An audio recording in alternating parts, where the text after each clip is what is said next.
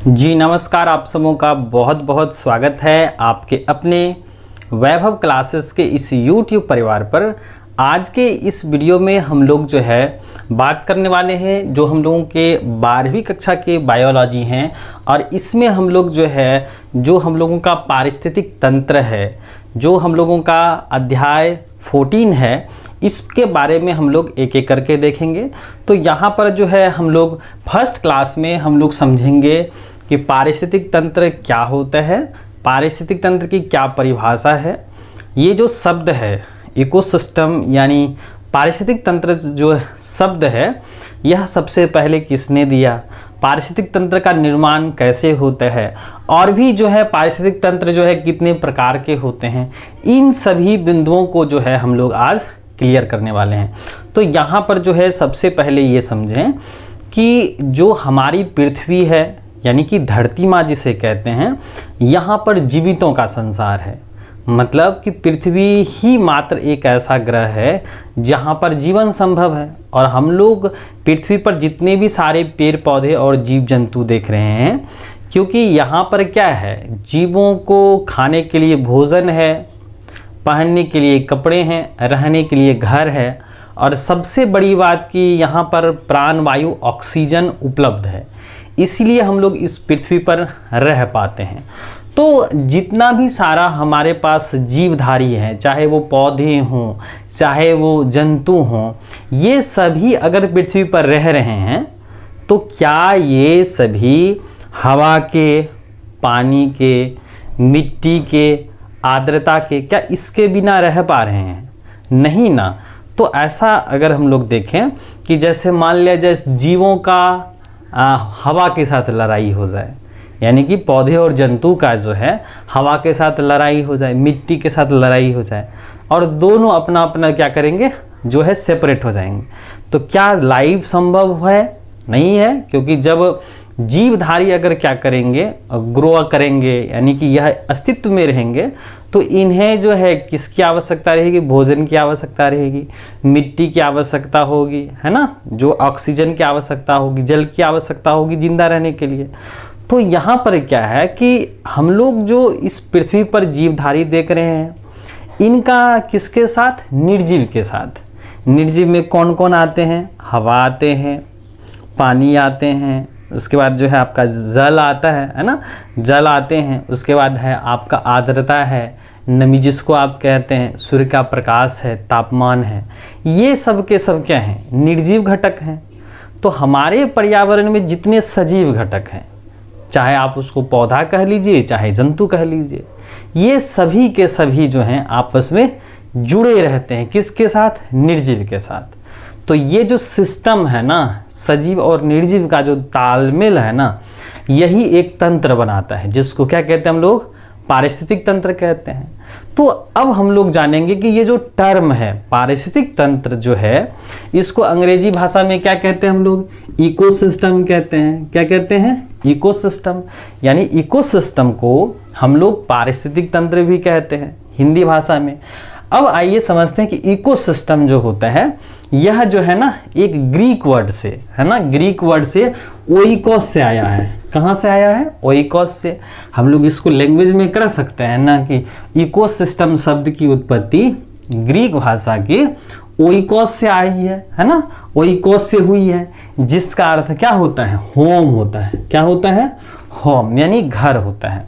और जो इकोसिस्टम शब्द है, ये सबसे पहले जो है ना टर्म जो है किसने दिया था? एजी टॉन्सले नाम के वैज्ञानिक ने दिया था। कब दिया था? 1935 ईस्वी में दिया था। तो ये आप सबों के लिए जो है बेहद महत्वपूर्ण रहने वाला है कि इकोसिस्टम शब्द जो है के बारे में सबसे पहले एजी टॉन्सले नाम के वैज्ञानिक ने 1935 ईस्वी में बताया। और इन्होंने क्या कहा कि इकोसिस्टम जो होती है ना, एक प्राकृतिक इकाई होती है। क्या होती है? प्राकृतिक इकाई होती है, यानी कि नेचुरल यूनिट्स होता है। क्या होता है? नेचुरल यूनिट होता है, जिसमें पर्यावरण के सभी जीवधारी, देखिए यहाँ पर बात हो रही है पर्यावरण के सभी जीवधारी की, चाहे वो सूक्ष्म जीव हों, पेड़ पौधे हों या जीव जंतु हों, वह अपने अजैव घटक के साथ संबंध बनाते हैं। अजैव घटक किसको बोले? जो निर्जीव घटक हैं, हवा हो गया, जल हो गया, मिट्टी हो गया, आर्द्रता हो गया, तापमान हो गया, ये सब के सब क्या है, अजैव घटक हैं, के साथ मिल करके जो है क्या करते हैं, एक तंत्र बनाते हैं। क्या करते हैं, एक सिस्टम बनाते हैं। उसे ही हम लोग क्या कहते हैं, पारिस्थितिक तंत्र कहते हैं। जैसे अगर हम लोग इसको आसान भाषा में समझें कि जैव अवयव है, यानी कि सजीव हैं, क्या है, सजीव हैं, और जो है आपका निर्जीव है, जिसको क्या कहते हैं, अजैव कहते हैं। तो जैव और अजैव यानी सजीव और निर्जीव जो है आपस में क्या करते हैं, अदला बदली करते हैं। किसका, परिवेश का, आपस में क्या करते हैं, तालमेल बना करके रहते हैं। तो इसी को हम लोग क्या कहते हैं, पारिस्थितिक तंत्र। क्या कहते हैं, पारिस्थितिक तंत्र कहते हैं। यानी कि एक ऐसा सिस्टम जो सजीव और निर्जीव के तालमेल से बनता है, उसको क्या कहते हैं हम लोग, पारिस्थितिक तंत्र कहते हैं। चलिए अब हम लोग ये देखें कि पारिस्थितिक तंत्र जो होता है ना, यह एक प्रकार का क्या है, ओपन सिस्टम है। क्या है, यह एक प्रकार का खुला तंत्र है, जिसमें क्या होता है, सजीव अपने पर्यावरण के अजैव घटक के साथ अंतःक्रिया करके आपस में जुड़े रहते हैं। मतलब कि यहाँ पर जितने सारे सजीव हैं वो जहाँ रहते हैं उसे उसका पर्यावरण कहते हैं। जैसे मान लिया जाए हम लोग कहाँ रहते हैं, पृथ्वी पर रहते हैं, तो हमारे आसपास का जो क्षेत्र होता है, जैसे हम लोग के आसपास रहने वाले अन्य प्रकार के जीव हो गए, पौधे हो गए, और जितने भी सारे आपके अजैव घटक हैं, हवा, पानी, मिट्टी, और सूर्य का प्रकाश भी, तापमान भी, आर्द्रता भी, ये सब के सब अजैव हैं। तो इन्हीं की बदौलत हम लोग जिंदा हैं, है ना। तो यहाँ पर अजैव घटक के साथ जुड़े हुए रहते हैं। तो इन्हीं को क्या कहते हैं हम लोग, यहाँ पर पारिस्थितिक तंत्र कहते हैं। तो यहाँ पर जो है पारिस्थितिक तंत्र सजीव और निर्जीव का क्या होता है, इंटरेक्शन होता है, रिलेशनशिप जिसको आप कह सकते हैं। तो बिना सजीव का और बिना निर्जीव का ये जीवन तो अस्तित्व में नहीं रहेगा। तो सजीव और निर्जीव आपस में तालमेल बैठाते हैं और उसके बाद एक तंत्र बनाते हैं, जिसको हम लोग क्या कहते हैं, पारिस्थितिक तंत्र कहते हैं। अब हम लोग समझें कि पर्यावरण क्या होता है। पर्यावरण जो है, जैसे अगर हम लोग इसको टर्मिनोलॉजी देखें, पर्यावरण, तो देखिए पर्यावरण जो है आपका परि है और आवरण है। अगर पर्यावरण को हम लोग क्या करें, तोड़ें, तो परि और आवरण है। परि मतलब होता है चारों तरफ, क्या होता है, चारों तरफ होता है ना। और आवरण का मतलब क्या होता है, क्षेत्र। देखिए हमारे पृथ्वी पर अलग अलग प्रकार के जीव जंतु हैं और उनका जो सराउंडिंग होता है, जैसे मान लिया जाए अगर हम लोग मछली की बात करें, तो मछली जो है यह जलीय माध्यम में रहती हैं, है ना, पानी में रहती हैं। तो इनके चारों तरफ का जो क्षेत्र है, परिवेश है, यह इसका अपना खुद का पर्यावरण है। अगर जंगली जीव की बात करें, शेर की बात करें, तो जो है जंगल जो है इसका, यानी कि जो पौधे हैं, जंगल हैं, वन क्षेत्र हैं, इनका अपना एक पर्यावरण है। और हम लोग जहाँ रह रहे हैं ये खुद का हमारा पर्यावरण है। तो पर्यावरण क्या होता है, तो एक क्षेत्र की बात चल रही है जहाँ पर जीव रहते हैं और वह अपने परिवेश से क्या होते हैं, प्रभावित होते हैं, है कि नहीं। तो वह जो है क्षेत्र ही क्या कहलाता है, उस जीव का पर्यावरण कहलाता है। कहने का मतलब ये हुआ कि कोई भी जीवधारी जिस क्षेत्र में रहते हैं ना, वह अपने क्षेत्र में यानी कि रहते हैं और अपने चारों तरफ के क्षेत्र द्वारा प्रभावित होते हैं। तो इसे ही उस जीव का क्या कहते हैं, पर्यावरण कहते हैं। और हर एक जीव का पर्यावरण अलग अलग होता है। जैसे आप यहाँ मछली देख लीजिए, मछली का जो परिवेश है या पर्यावरण है, यह क्या है, आपका जलीय माध्यम है। यहाँ पर शेर जो है, शेर का क्या है, आपका वन क्षेत्र है, जंगली क्षेत्र है, ठीक है। अब देखिए कि जीव जो होते हैं ना, अलग अलग परिवेश में रहते हैं। जैसे मान लिया जाए कि जो पर्यावरण है, इसके क्षेत्र में जो है, क्योंकि जीवधारी का क्षेत्र है, तो यह जो है अलग अलग क्षेत्र में रहता है। जैसे आपका हो गया जल में भी रह रहा है ना, जल मंडल में रह रहा है। कोई जो है आपके वायुमंडल में जी रहे हैं, है कि नहीं, यहाँ पर जो है कोई भी जीवधारी जलमंडल में रह रहा है, यानी कि पानी में रह रहा है।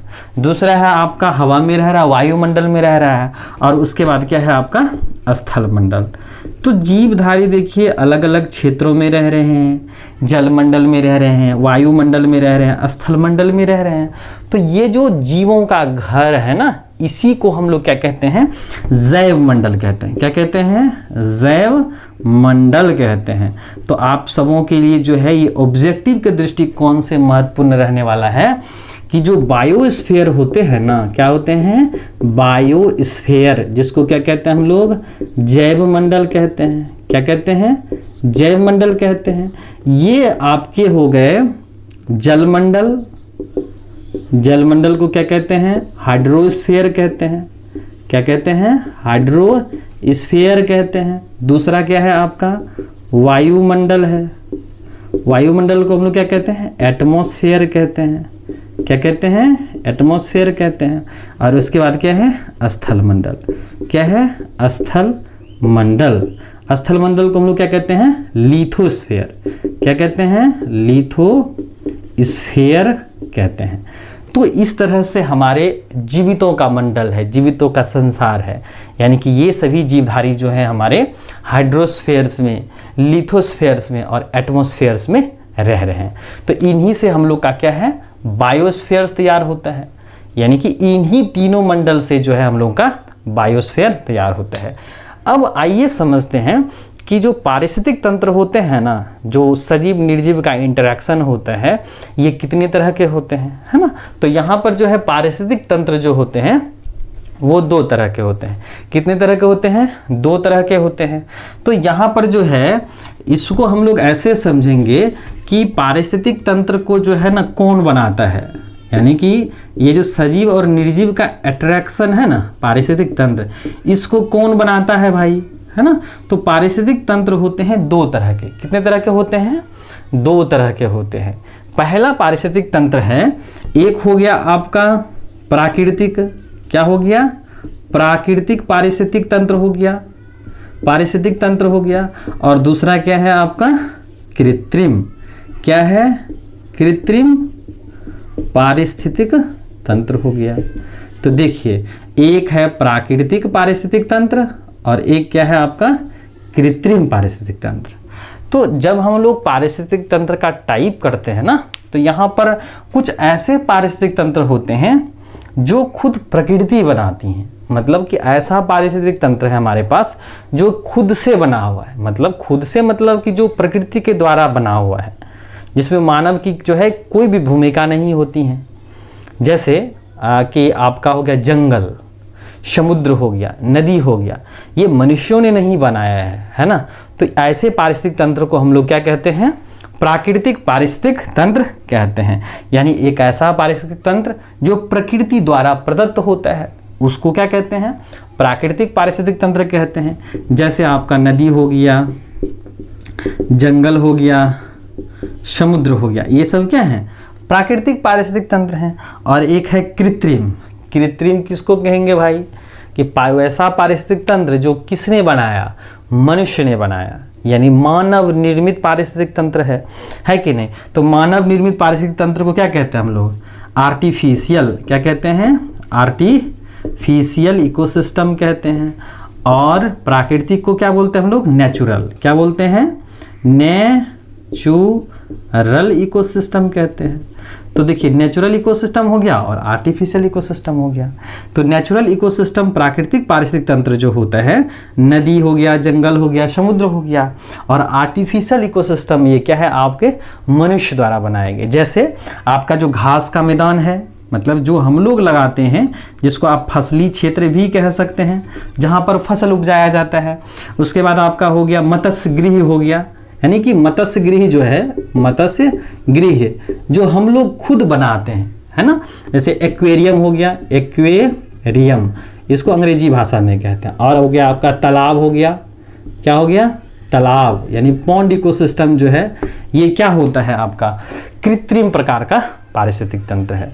तो यहाँ पर जो है कुछ विशेष तौर पर जो है आपके 12वीं क्लास में जो है वस्तुनिष्ठ प्रश्न यहाँ पर जो है आपके वस्तुनिष्ठ प्रश्न पत्र पूछे जाते हैं, जैसे इकोसिस्टम शब्द किसने दिया था, है ना। इकोसिस्टम जो है यहाँ कौन सा सिस्टम है, ओपन है या फिर क्लोज है, खुला तंत्र है कि ये बंद तंत्र है।